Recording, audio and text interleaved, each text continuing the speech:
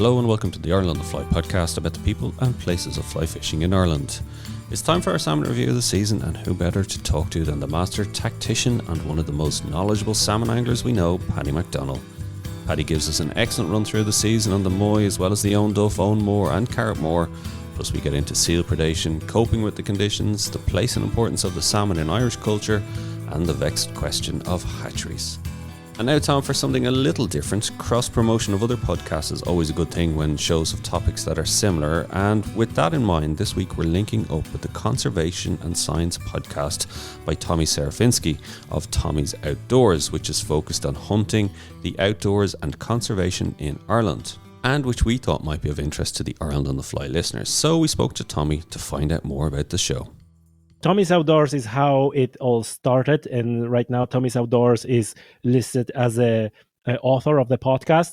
The podcast is called Conservation and Science because I kind of renamed it to better reflect what we are talking about. And you know, it started probably 6-7 years ago when I was covering basically sitting with my fishing buddies and talking about we were going pike fishing and stuff like that.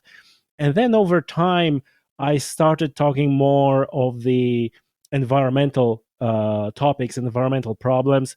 And, you know, from episode to episode, I ended up in a position where people running scientific projects, Sea Monitor at the time, they reach out to me and say, hey, would you like to be doing like a series of episodes with our scientists? And that's how I started diving more into scientific aspect and environmental aspect of the things. But I also talk about stuff that is often controversial, not well understood, or sometimes it's being hijacked by the headlines. And usually you have two types of headlines. One example is the recent announcement of the intention of the EU to lower the protection statuses of wolves. And then you have two types of headlines. One is along the lines, oh, they want to kill all the wolves. And then the other one is like, oh, very good, because wolves are out of control in Europe. And obviously anyone knows that neither of them is true. And I like to dive deep into those environmental topics about ecology and examine their ecological aspects, but also social and increasingly political. Because without understanding social and political aspects of environment and what we're dealing with, we're really not going to get far in solving these problems and ensuring that we have a better future. Let's use this cliched word, but I guess this is really what it's down about, to make people aware of what's going on and what are the realities of certain items. Do you find that, let's say, like a lot of your core listeners might be hunters, yeah? And if that is so, how do you feel when, as they say, that they have to, or that you'd have somebody on that might be, let's say, opposed to hunting? What is the response to that? Well, you see, this is a very good point, Tom. I sometimes feel like with every episode, I upset half of my listeners. But on the other hand, there's no other way to bridge that gap and to talk about things. So I have a good ways with farmers. I have a good ways with hunters. I sometimes said that I am as pro hunting as they get. But I have no problem calling out absolute rubbish statements from hunting organizations who are, claiming conservation while there's clearly no conservation aspect in it. I have no problem calling out farmers on their practices that are unsustainable or damaging to nature. Likewise, I have no problem on calling out, environmentalists on like, hey, this is not really how that works. But this is just kind of like my thing that I do sometimes on social media, sometimes in my newsletter.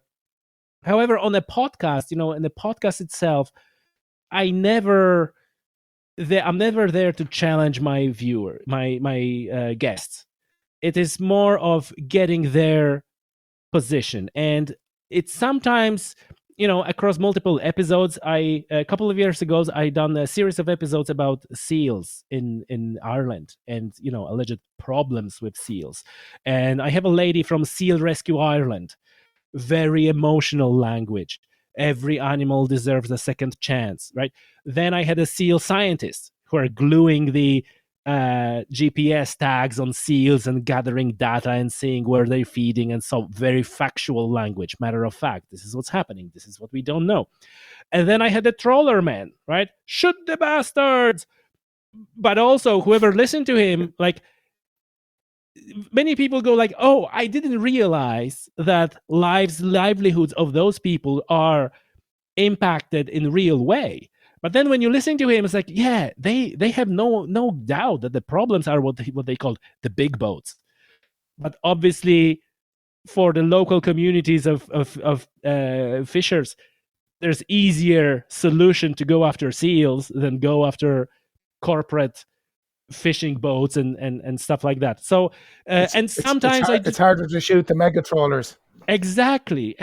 And sometimes I do the episode when I have a multiple guests in one podcast, in one show, like the mentioned one about the EU protection of wolves, or not long ago about the Sika deer in Ireland, the problems with the Sika deer. Obviously, there are different.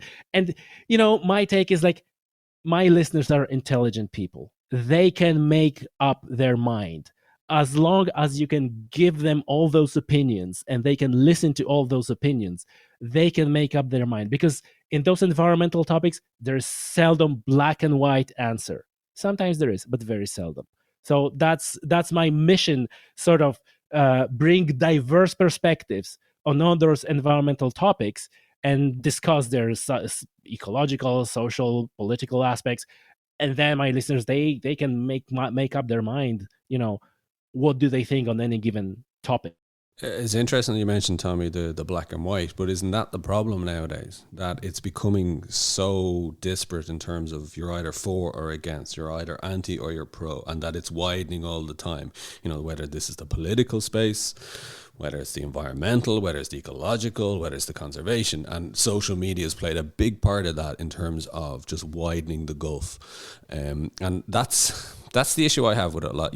I see a lot of, even now, there's obviously the anti-science brigade now, and I'd just be interested in, and I think it's really interesting, the topics that you're covering is, and myself and Dom have mentioned it before, in terms of, what's the future of fishing? In terms of, people look at that like hunting, in 50 years time, will it be banned? So I think there's some really interesting areas that can be kind of teased out, and maybe on another episode we can actually spend a bit of time kind of teasing out these issues. But do you think fishing is in danger of coming under that kind of remit of kind of 50 years time? Oh, throw it in with hunting and ban it, and leave the poor fish alone. Well, it was probably 3 or 4 years ago, I wrote a blog titled "Is Angling a Blood Sport?" when I dealt with exactly this question, that for now angling enjoys much higher level of social acceptance. However, I see this thing is changing now. It is hard for me to say how much it is changing, or is it just that change is visible because what you mentioned, Dara, the social media landscape, and which is like the whole social media is basically constructed in a way to pull societies apart.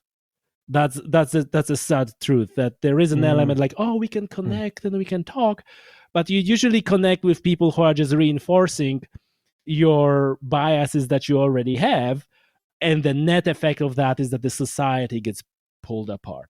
So I hope the answer is no in terms of both fishing and both hunting. However, I think there is an important point that both hunters and anglers have an important role to play, and have an important task to know how to communicate about their sport, about their activities to the wider audience.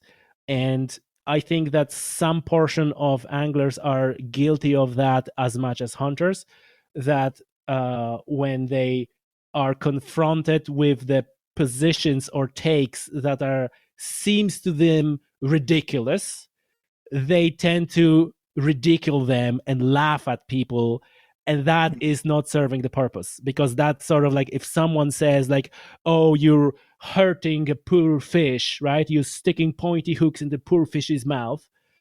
Then when you start laughing at those people, you're sort of reinforcing what they already thought. And a huge part of what I talk about is also like, let's appreciate other point of view. And it's like, let's inquire, like, why do you think this way? And let's start the dialogue. And then you are in a better position again to actually drive your point forward and say like, hey, this is how it looks from my point of view. And at the end of the day, it's just to see human beings in each other. So I think that obviously, like you said, angling is in a much better position than hunting, because A, fish doesn't have eyelashes, and two, it's less of a, like, we have also always option of releasing the fish. It can be catch and release, right? While in hunting, it's the end. It's a dead animal on the deck. But I think that anglers needs to be careful and needs to get ahead of that situation where the hunters are right now, and start really think about how they talk about their sport, how they talk about their activities to people who might not be stoked about what we do. So there you have it, folks. I think, you've heard from Tommy there in terms of the conservation and science issues. If you want to empower yourself, if you want to be informed, if you want to hear from both sides of the issues, from a broad range of issues that Tommy covers on his podcast, it's well worth checking out. It's on Apple, Spotify, YouTube, wherever you get your podcasts from. And also tommysoutdoors.com is the website. Tommy, thanks very much for joining us. Thank you. Right, let's get back to this week's guest, Paddy McDonnell, for his salmon review of the season. It was in certain places, there was reasonable amounts of fish around the country. In other places, there seemed to be a serious lack of fish, and some strange sort of situations in taking the local waters here on the Moy. They had a reasonably good season in Ballina in the main grills time. June, July, the river was low, and they had what you call a reasonable amount of fish in the ridge pool and whatever, Upriver, it was very strange insofar as the grills never really came into East Mayo in the lower water, which was the first time really that I've ever seen this to happen in this way, because even in very low water conditions, when it's the time for the fresh grills to come, they'll come up into East Mayo from lower down the river, because there's nothing to stop them, and the river never gets too low that the fish can't travel. So they didn't really appear in East Mayo. Now, they came as far as, say, the Cross River and Clongee, and there seems to be quite a few fish there, and there seems to be quite a few fish down below Foxford, and guys were, reporting those reasonable numbers of fish. But it didn't happen. They didn't come into East Mayo, which was very, very strange, There's no point in asking, is there, Paddy? Why? Yeah. If you knew that, you'd be a rich man. Yeah. Well, I don't know why. I've never seen this, because historically over the years, in very low water conditions, when it would be peak season for grills to be there, people would be saying the river is so low. But actually, the reality was that fish would be there, and there would be fresh fish moved in every night, and we catch fish. But this year, for some strange reason, they just didn't come into East Mayo. And I don't know the reason why. And the only thing I can think about is that it's been the coldest spring and summer that I ever remember in my lifetime. I never seen May, June, July. I never seen May and June so cold overall ever in my life. Now, whether that had an effect on the fish, I don't know. I can't make a correlation there at all. That's the only climatic factor that I can look to, or whatever.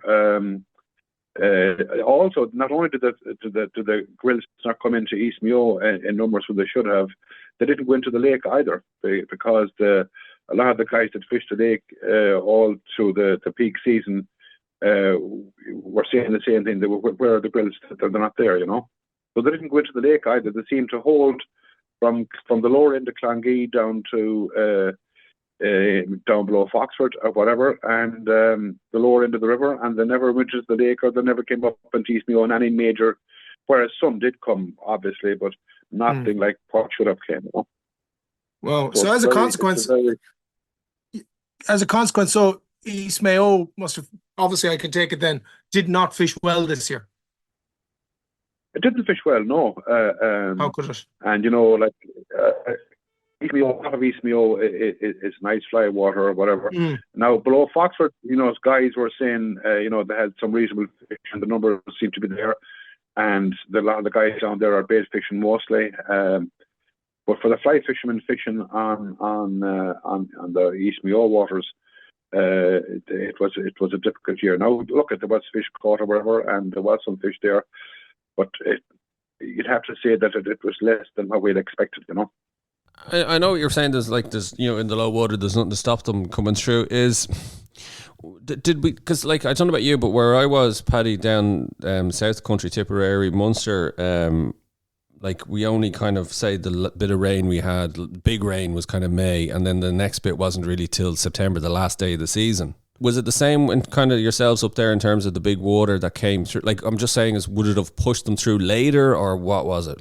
That's something that you would see historically, if fish don't come in major numbers when they come, usually then if they get settled down in the deeper pools downriver early on, when they're supposed to run higher up the river, well, it's very hard to move them then, and quite often you'll see that fish, once they get settled in the deeper pools downriver and in the Salmon River, it's very hard to move them until very late in the season or whatever, So we didn't get, even though we had water enough in some rivers in the last month of the season, the fish still didn't come in any numbers because they were really settled in. They probably won't move until October when they're going on their final spawn run, So would that be a case then, Paddy, just in case if you see the fish numbers maybe over the winter, see them coming up, that at least the number? I think we won't. I think we won't know for sure until IFI come up with their data from the fish counters in Ballina, because some of what I've been hearing was there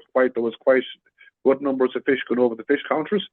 So it won't know until we get the final figures for the fish counters in Ballina to see did the numbers of fish match what we would have expected, or what would be normal, or was it less or more, slightly more, whatever, because just because the fish didn't come, the majority of fish that we would have expected in East Mayo or in the lake didn't materialise, doesn't necessarily mean that they weren't in the river system somewhere. They may have come over to Ballina and over the fish counter, but settled in some of the pools downriver, and they may come upriver, in October or November time, So we won't know. We won't be able to make a better stab at this until we get the data from the fish counters in Ballina, Yeah. What's your suspicion, though? My suspicion is that there was reasonable numbers of fish going through Ballina, and that they just didn't come up into the lake or East Mayo like they normally would have, but that a lot of the fish that would have come up held in the lower pools down below Foxford or whatever for some reason. That would be my best guess.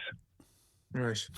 And how has, because I think you're right, because I think it'll be fascinating to see when those numbers come out, Paddy, in terms of, was it the fact that the fish were just, like you said, holding up, elsewhere, and they came up later, so therefore it was based on conditions, or is it something bigger in terms of the numbers of the fish run?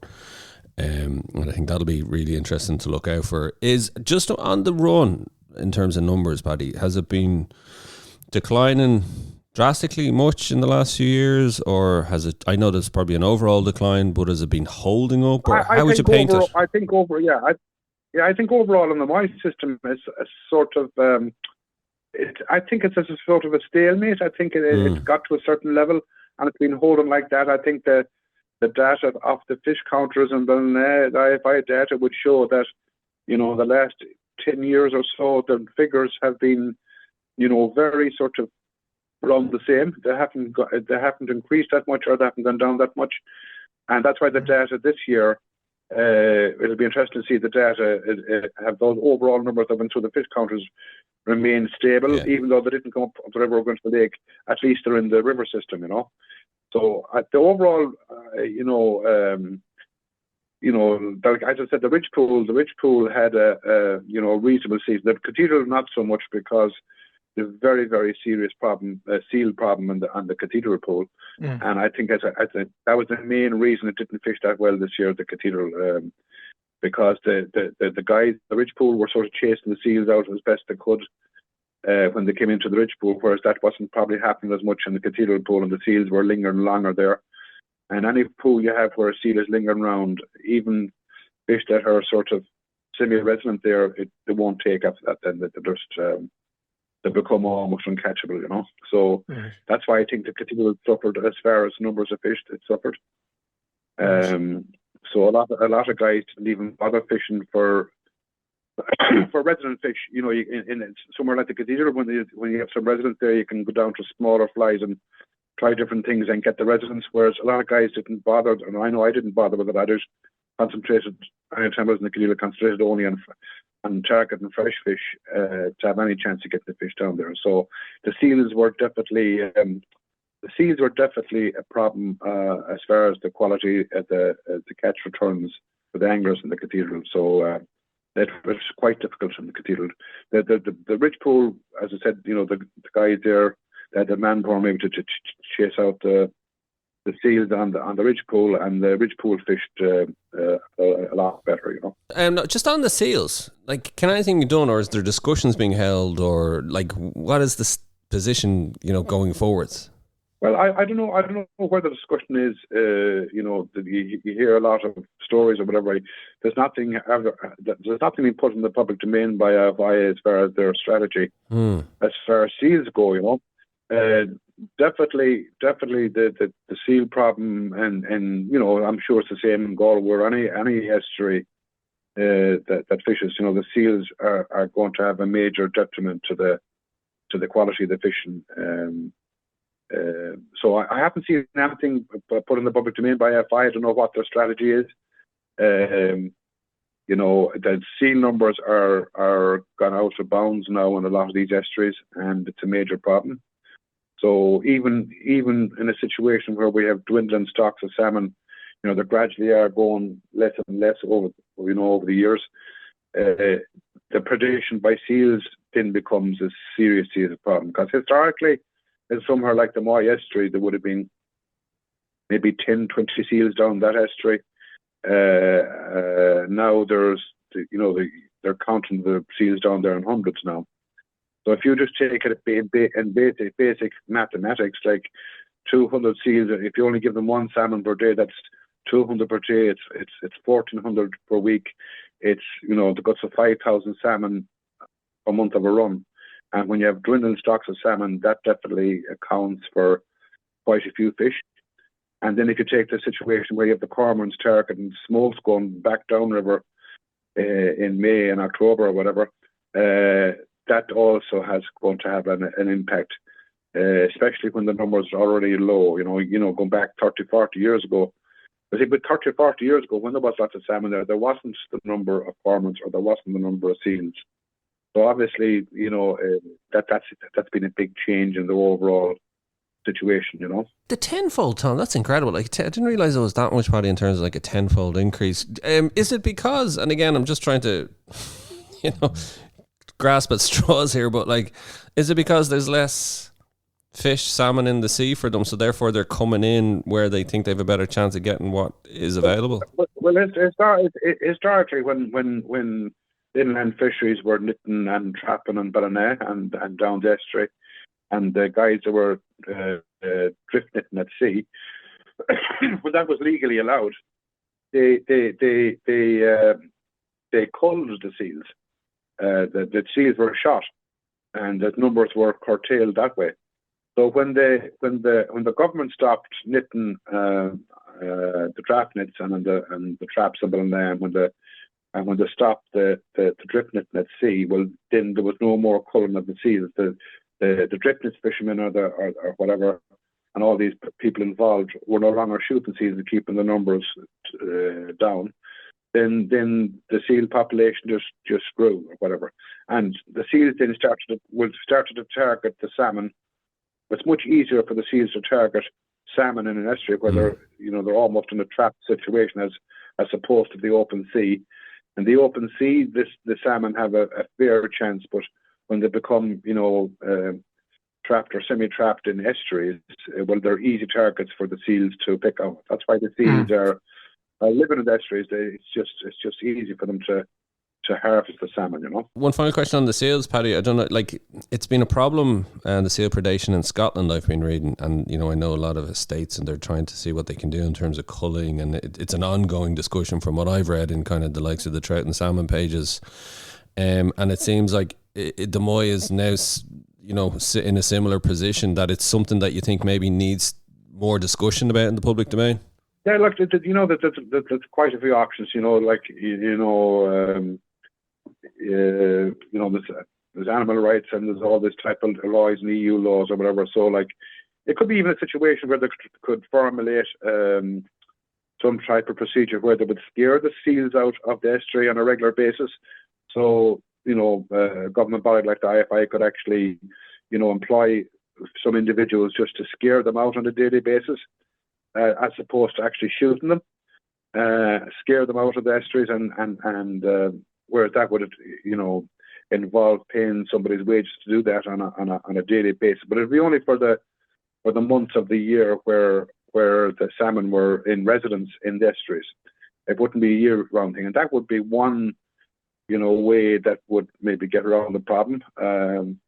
We might not necessarily have to shoot the seals as such, because I'm sure there would be a lot of different organisations would be against that. You could have a situation where they could be scared out of the estuary, and then when the salmon had moved upriver, or they were no longer resident in the estuaries, that you wouldn't have to do that. That's an option. That actually, I was just going to say there, Paddy, they're obviously scared out of the ridge pool. How is it done? Is it just, as I'd imagine, beating the water with the stake or what? Or how is it done? Yeah, or maybe, yeah, but there's a few different methods or whatever. But it's yeah. See, you're not allowed to use weapons or whatever, or guns in the built-up area or whatever. So I think they're just throwing stones at them, or shouting at them, or clapping their hands or whatever, that type of thing, And is it successful? Do the seals move off?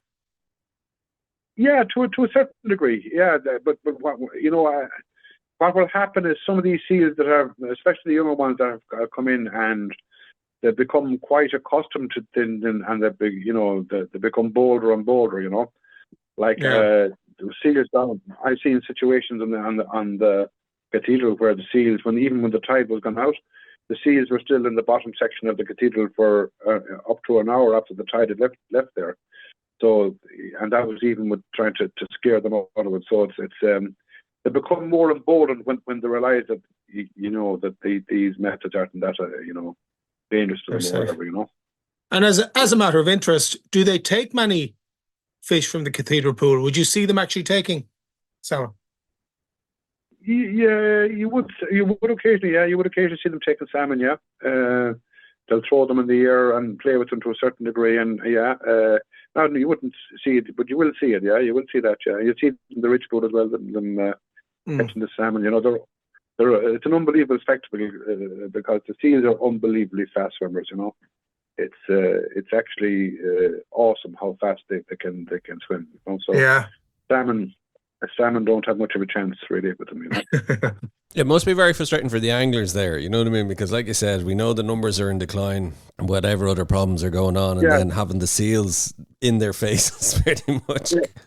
Yeah, it's very frustrating because, you have a situation, in the ridge pool and the cathedral where, as the run progresses, that not all the fish will run through. Some of the fish will become resident or whatever, or fish are lost by anglers and they settle in the pool, and then other fish pull up beside them and become semi-resident. And those fish are catchable in normal circumstances, They might be resident there for a few weeks or even for longer.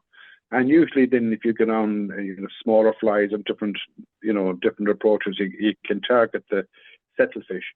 But the settled fish that were in the cathedral wouldn't look at anything this year because I think they're just scared out of the scared. So I decided that, anytime I was on with clients, we just more or less targeted fresh fish, just using bigger flies for fresh running fish, and hopefully coming across a few fish coming in that haven't been scared by the seals. So it's you can waste a lot of time. You can waste a lot of time salmon fishing over fish that are scared. If you're fishing over salmon that are scared, you're in trouble. It's a difficult thing. It's not good. It's not good. No, I was just thinking there may be hope for something like this. It's another aspect of a threatened species as such. But I know in my locality here, we have we're lucky enough still have curlew here. We're very lucky to have curlew, and the Parks and Wildlife have taken upon it, because they're nesting flocks here, that they actually carry out predator control. To help the population that's here while they're nesting, and they actually do corvid and mink predation control. So maybe there be whatever about seals. Seals are a different thing, because like seals, let's be honest, they look cute. They do, and actually it's very if there's a bit of publicity about it, but yeah, you mentioned something else there which definitely don't look cute, and that's cormorants, and they inflict quite a bit of damage as well. But so I'm just wondering, the problem you have there is that since they stopped the nitting on the Moy and a lot of these rivers, and the seals haven't been culled or whatever, and the numbers have increased. You have a situation where the seals are targeting the fish in the best possible place they can target them, which is the estuaries. And if the situation will continue until the salmon population, until they have completely decimated the resource, whatever the resource is now, whatever level it's at, that at some stage, if it's left unchecked, they will individually wipe out the salmon run. So what will happen then is that, and these estuaries where the seals are, there'll be no salmon up the river, but also eventually there'll be no seals, because the seals will have nothing to feed on the estuary, so they'll move out to sea or whatever again. So you'll have no seals in the estuary, and then you'll have no salmon. So in the whole scheme of things, seals as a species have the right to be protected the same as any other species. But I think salmon have the right to be protected as well. So that's the quandary to fulfill the remit of protection of salmon as a species, which is so important to us as a nation and as a culture, and the protection of seals as a species as well. And getting that balance right is the $64,000 question, Yeah. And when you look at the bigger problems around maybe climate change and how we're struggling to even solve the big picture stuff, you'd worry about the future. It's interesting, you just mentioned the clients there, Paddy, and even when we spoke to Garrett Rigrock earlier in the year, and I think he summed it up as difficult, Tom. I think that was a kind of just difficult season, difficult conditions, and that seems to be across the board, that whether even if it's brown trout anglers we're talking to, it's just a difficult year. How is it for you, Paddy, in terms of guiding? Because it must be that bit more difficult, where it's harder to find the fish, you're trying to put clients over fish, the numbers aren't there. Is it getting tougher for you as a guide? Well, it's because a lot of my clients are beginners or intermediate anglers, and they wouldn't have, a huge amount of experience of salmon fishing or whatever. And you have a situation where there's not many salmon around. You might get one opportunity in a day, if you're lucky, to get a fish.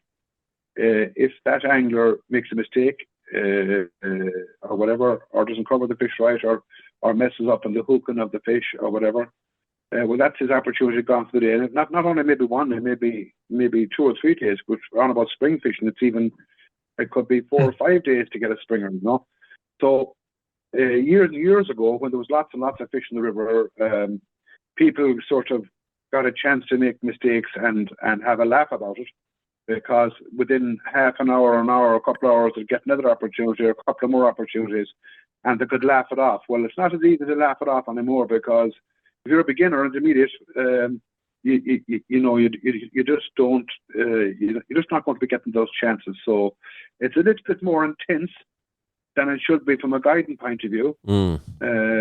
And it's very hard to get the balance to keep the concentration of someone fishing and get them trained in a way that they're going to avail of that opportunity.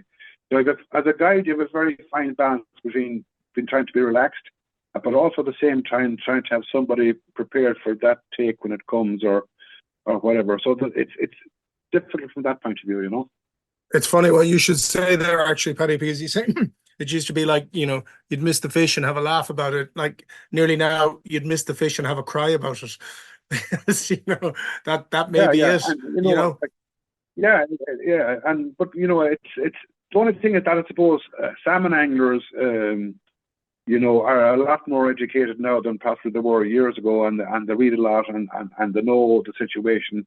They're more aware of the situation than they were even 10 years ago. So sometimes, you know, there used to be an old saying, you know, if your expectations outweigh your experience, you're in trouble, you know. But that's not as bad as it used to be. See, you know, people's expectation coming salmon fishing or going salmon fishing anywhere, sometimes, you know, their expectations were a little bit too high. But that's not quite as much of a problem now, because I think a lot of guys that travel for salmon fishing, especially around the UK or Ireland or whatever, realise that you know, it's not, the fish aren't indispensable. So, you know, it's in one way it's difficult, another way there's a little bit more understanding of the walls, you know. Yeah, so, that's a good point. Yeah, it's a fine sort of balance between being very concentrated and having a relaxing day or whatever. We just mentioned obviously the Moy. Any insights, or have you heard anything in terms of kind of nearby rivers or fisheries or how they did aside from the Moy, Paddy? Yeah. I think the Owenduff was disappointing enough in the springtime. A lot of the guys that were regular anglers there were disappointed with the spring run. The grilled run on the Owenduff has been going down for a number of years. The sea trout run was not too bad. There was some very nice sea trout caught in the Owenduff. Sort of a difficult year in the Owenduff. The Owenmore and Carraghmore, I think the best way to describe it was disappointing on the lake. And the river had a sort of in July time when we got the rain that time. They had a couple of weeks there where that's very, very good fishing. There was a lot of fish caught in a very, you know, over the 2 or 3 week period. So they had very good sport there. But the runs of fish that were coming later on after that into the Owenmore didn't seem to come in any number. So there was a bit disappointing in the second part when nothing followed that big initial push of fish that came in July. And it was, you know, guys that would have been expecting to get fresh fish coming in you know, August, September. That didn't come to pass. The Eastkey wasn't great. Eastkey has been going down in the last number of years, and this year it wasn't great either. And now I know that friends of mine that have fished up north in the mooring system, some of them up north, they seem to have a better than average season. So there seem to be a reasonable number of fish in the mooring and territories. Better than what they were expecting, and so it's hard to explain the difference. So I would say overall, countrywide, I think the rivers in the Mourne system and some of the rivers up north had a better season than the west of Ireland or the Munster down the south or whatever, you know. So I think that's more or less it, you know. Mm-hmm. That seems to be the way it was.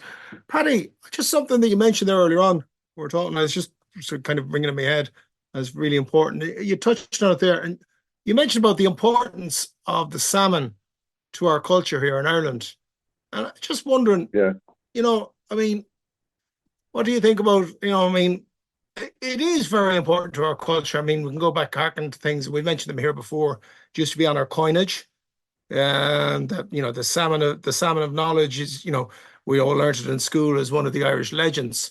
So, you know, it's deeply embedded with us, but, you know, we see it now hitting, it's not in a very healthy state, you know, the salmon in Ireland. I mean, how do you feel? I mean, how is it going? And in general, I mean, we're anglers, we're concerned about it.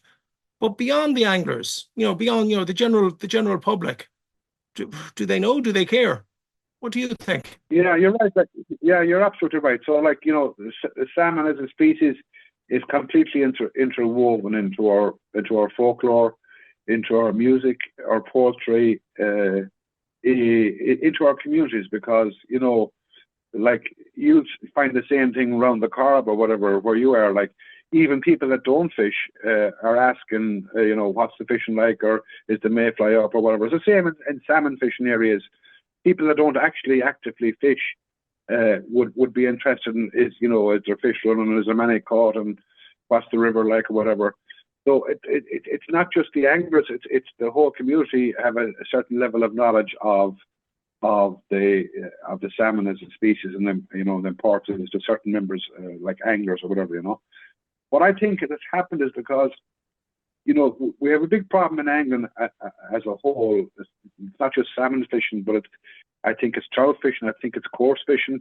Is that the numbers of youngsters we're getting into the sport? It seems to be very difficult to get the next generation anglers going. The numbers it's very hard to encourage them now. In East Mayo, we have tried to hold youth events or whatever. Whereas like this year we had, I think, about 70 youngsters at an event, and we're trying to encourage them because the overall demographic, the overall age of salmon anglers in Ireland, like I know in our club in East Mayo Anglers, it's the average age of members would shock you. It's not the average age isn't 40; it's much higher. So 40 is young. We're suffering from the numbers of youth not taking it up. We're also competing in it's not like 30 years ago or pre-internet era, where local issues and something like an issue like about the situation with salmon would get a lot of airtime or prominence in papers, in the media or whatever. The media is so diffused now on the internet. There's so many different genres looking for time or whatever. Our voice as supporters of the species of salmon is sort of drowned out in thousands of other issues. Even locally, it's drowned out because a lot of people, especially the younger generation coming up, they're not looking for their news or their information or their knowledge in they're looking for on the internet. And salmon fishing hasn't got a very strong, or even trout fishing in the whole scheme of things, hasn't got a very strong voice. Hasn't got a very strong voice in the internet, as opposed to what they would have in the media 30 years ago, because it would be in the papers or would be in the local radio, or the national radio or TV stations or whatever. Your choices for getting information were quite few. Now the choices to get information is unbelievable, and everything gets diluted. So the message of the demise of the salmon, the message about how precarious the whole situation with salmon, that message is not getting out because everything is diluted so much in the internet era, I think, It's hard to see, all right, where it'll or how it'll improve going forwards. But is there anything, Paddy? Look, the season's over. We know it's been a tough one. We know it's been a difficult one.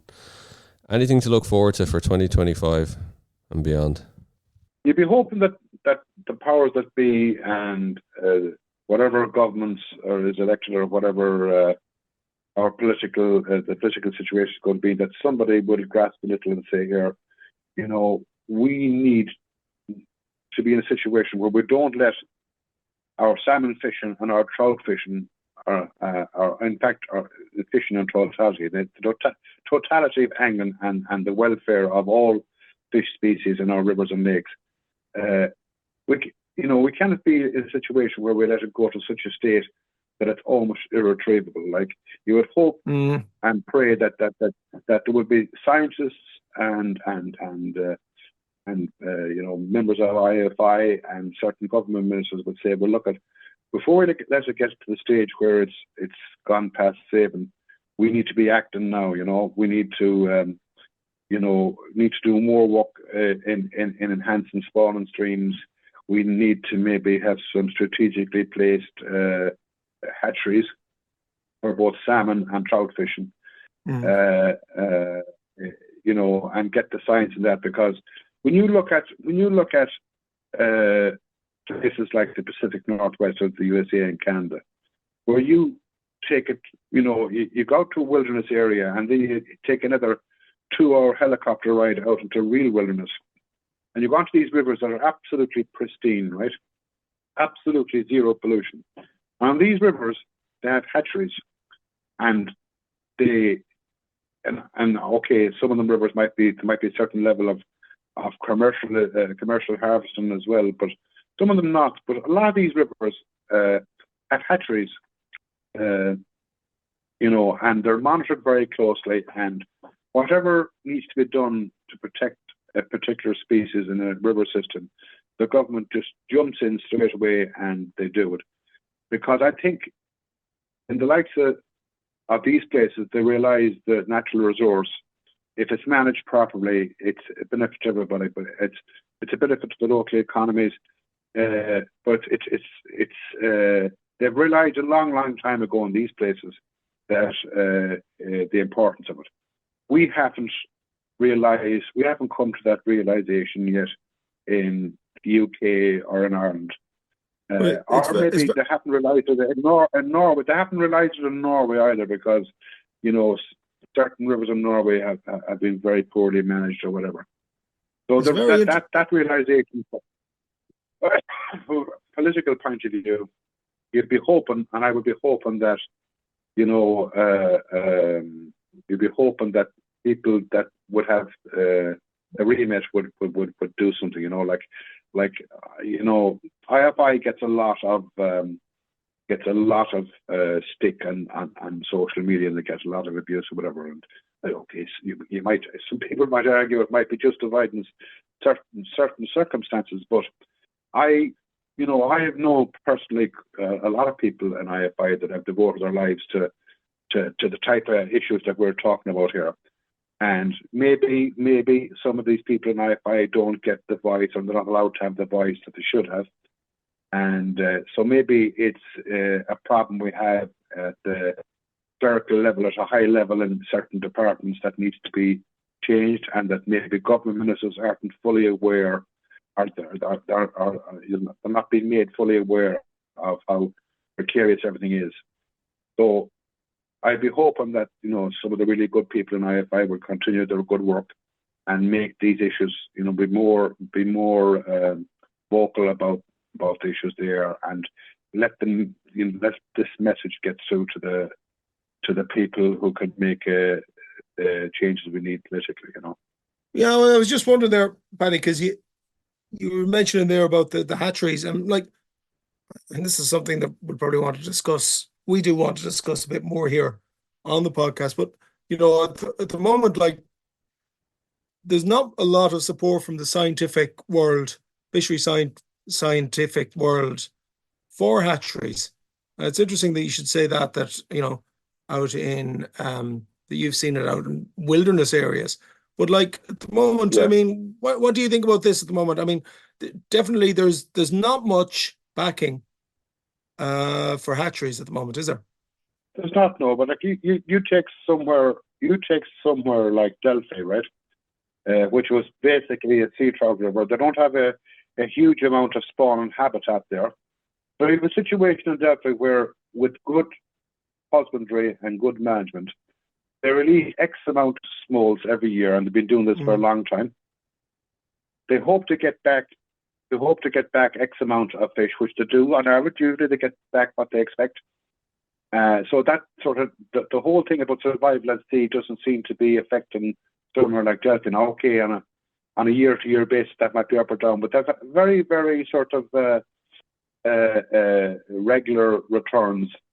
So their system, I think they put out about 50,000 smolts, and they hope to get roughly 1,500 fish back. And out of the 1,500 fish to get back, they hope to catch between 300 and 400 in a season, right? That's their model. That model has been working very well for years and years and years. So it proves one thing, that in that situation, the hatchery worked. it's a lot of it is down to very, very good husbandry and very good management of the hatchery. But it also proves that the survival at sea of the smolts that are released on Delphi seems to be higher than the survival at sea of the smolts in other river systems, right? Now, I think that the smolts coming off Delphi are slightly older or whatever and stronger than when they're released than would be normally the case in the wild. But there's a lot of learnings. I think that if our fishery scientists would look more closely at the model of Delphi and see the success it is or whatever, and apply it in certain situations that would be appropriate. We don't have to reinvent the wheel sometimes, you know. You take something that's working really well and go with it there, you know. So, like, yeah, I think there is a place for well positioned and well thought out hatcheries in conjunction with habitat restoration and spawning streams, gravels, and all this. And you combine that with maybe some form of nullifying the effects of the seals and the cormorants, and on top of that, then the anglers, salmon anglers and trout anglers, you know, if we could release most of the fish we catch, we have to do our bit as well. If you combine all those factors together, there is hope, you know. So it's a matter of lining up all our options and getting them put in place, you know. So that's where a body like IFI, who have a lot of the expertise and a lot of the science, need to come forward with some proposals to government and get it all the way to the minister that's involved and get some type of plan. Like the plan for salmon fishing as far as IFI is concerned is to have, you know, once a salmon river comes below a certain level, then the river goes to catch and release or whatever. But I would say that maybe a more proactive plan where that as the numbers are beginning to go on a downward spiral, that would be more proactive to see is there anything that can be done to stop the spiral or to maybe start thinking about hatcheries or spawn stream, you know, work on spawn streams or whatever. So, you know, a bit more proactive stuff from our agencies, our government agencies, would be probably help as well, you know. Paddy, I think you summed it up very well in terms of kind of the possibilities for positive things to look forward to or positive future. Based on that, and I think the hatcheries one is really interesting. Spoke to Ken Whelan before about this, and you know, Ken is very, you know, he is calling for, he says, and it's exactly kind of the same phrase as you used as well, Paddy, because you do have to be careful about this. You can't just call for, oh yeah, let's bring in hatcheries. And I've read plenty of articles, and you know, I've been pointed by fishery scientists to plenty of research about hatcheries in the States that didn't work, that cost a fortune in terms of kind of the numbers of actually returning fish. So there is a lot of kind of hesitancy when it comes to kind of introducing this. But then, like Ken Whelan says, he says it can be done in the right circumstances with the right husbandry, done in the right way, in the right conditions. You know, look at Iceland in terms of how they manage it. And you yourself, Paddy, said Delphi as well. You know, like I suppose fishery scientists have always said to me as well, if you go down the hatchery route, you're giving up on the wild fish, right? And I remember saying to Ken, well then maybe we need to kind of look at certain rivers and kind of go, do you know what? We need to give up on the wild fish here and designate these areas in terms of kind of hatcheries, and let's focus our resources here and see if it can work. And Ken said, like, you know, it's thinking out of the box. So you have a situation in the Moy where you have 5 or 6 genetically distinct salmon goes up, you know, up different tributaries. So you have salmon that have come in the Moy system, they'll go up to the river deals. They're deal fish, springers and grills, and you have fish that go up to Bellavarie. They're Bellavarie fish. They're different from the deal fish. You have the fish that go up the Curry River, and quite a few other different, right? So you could have a situation where, you know, our fishery scientists could say, well, look, at the deal is not doing too bad. The Bellavarie isn't doing too good. We could actually maybe put a small hatchery in the Bellavarie. Curry River is doing okay. We maybe put a hatchery in one of the other rivers, and maybe have 2 or 3 small hatcheries on the rivers that are not doing so good.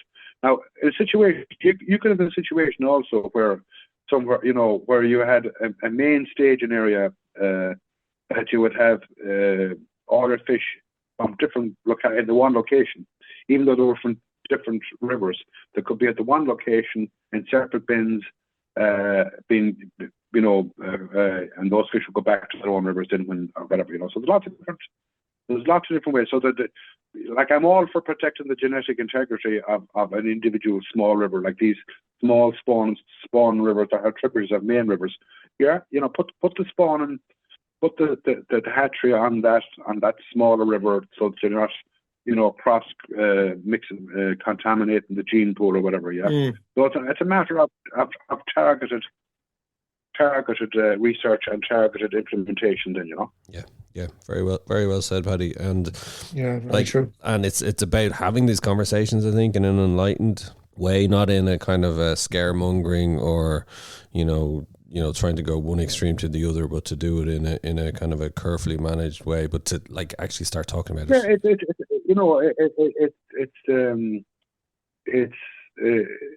I suppose it's not only salmon anglers. It's if we can get the whole community involved in a situation where that salmon as a species or trout as or whatever species of fish. Like, I'm a firm believer that every single species that is native to our country should be on equal status. I don't believe that salmon should be held in any higher status than a trout or whatever other species of fish we're talking about. If they're native species in our country, they should all have equal status and equal amount of resources put to making sure that they're safe or whatever. But it's getting a sort of joined up approach. And targeting our resources. The resources that are going into this whole area of, trout fishing and salmon fishing, let's call it game fishing. The resources that are going in, I think, are not enough. It seems to me that it's just like a stopgap all the time. And that there seems to be a certain fear that, and in certain levels in civil service, say they're almost like they're afraid to push this agenda where we need to protect our game fish or whatever. But it's easier to do it, Paddy, when it's lessened in terms of a cultural and historical importance. Like, you wouldn't have got away with it 40, 50 years ago, where the salmon was on the back of the coins. Where it was so important. I think the it's a bit like I think of an analogy with the Irish language, almost.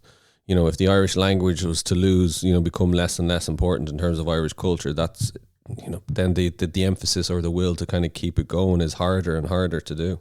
Yeah, we're suffering from the delusion of the message through the media, and where people get their news and get their information from. It's so diluted now that it is it's very difficult to get a strong enough message out there. So I suppose it falls back also on it falls very much back onto local politicians, whether they be local politicians around our lakes or the local politicians around our main salmon rivers, that they need to take a bit more responsibility as well here. It could be the case that a lot of them don't even realise how precarious things are, and and maybe that's where we're failing as salmon clubs and as salmon and trout fishing clubs or whatever. Maybe as clubs we're failing to get that message across to our politicians. Maybe they're not fully aware of how precarious things are, but maybe we're failing as anglers and as angling clubs and angling organisations. We could be failing in getting that message across directly to our local politicians. So we might have to shoulder some of the blame there as well, Oh yeah, no, I think so, Paddy. I think we all have to a certain extent, but by having these conversations, at least let's put them out into the domain and see where we can influence and engage people. I think that's key. Yeah. Well, look, I think on some of the rivers in Scotland this year, were poor, but other rivers had fairly good seasons. So it's not all doom and gloom. And what happened in East Mayo this year mightn't happen again. I never saw it in my lifetime, and it was a very, very strange year. But it was a very, very strange year weather-wise anyway. I've never in my lifetime ever seen weather like it. I've never seen May and June so cold ever, you know. So I don't know if it's global warming or global cooling we're having. Wait and see. Paddy, I could talk to you all night about these issues. I think, look, let's keep in contact going forwards. Let's keep the conversation going around these issues and see where we're getting on. And, you know, might be worth, Tom, even, you know, the election's going to be called in the next few weeks. You know, it might be a good time to kind of raise these issues as well with politicians. So we'll see where that conversation goes. Paddy, enjoy the winter, enjoy the off season. Will you be actually, just final question to you, Paddy, for the off season? Do you just put away the rods, forget about it, completely forget about it for the next few months? What do you do? No, I do quite a bit of pike fishing in October into the middle of November. Right. So by the middle of November, then the fly fishing sort of comes to an end. Then so. Once, I don't do that much then until the sort of coming towards into February again. I start maybe doing a bit of fly fishing with pike or whatever, you know. What about the spring salmon fishing? Would you do much of that early season? Yeah. So like you know, historically on East Mayo, you could realistically go back years and years ago, you could have a reasonable chance even from open day. But that's changed now. That, you know, a lot of our rivers we don't. The earliest rivers, you know, are the Drows and the Owenduff or whatever are the early rivers or whatever. But on East Mayo, the spring salmon fishing, you know, really, it's the middle of March really before you start thinking about salmon. Not to say there isn't the odd fish going, but there is always an odd fish going. But realistically, you know, from the middle of March onwards, and then gradually through April, it starts to really kick off. Then, you know, for the spring salmon. Now, other rivers, I said, you know, around the country had a very early fish in January, February, you know. I said the Drows and the Owenduff are the two ones really that would be the earliest really locally here, you know. Speaking about 2025 there, Paddy, there's been a meme, you know, picture circulating around on social media there of yourself with another fella playing a guitar in a pub in Swinford. So I'm just wondering, is there any chance you'd have tickets for Oasis for next year for us, would you?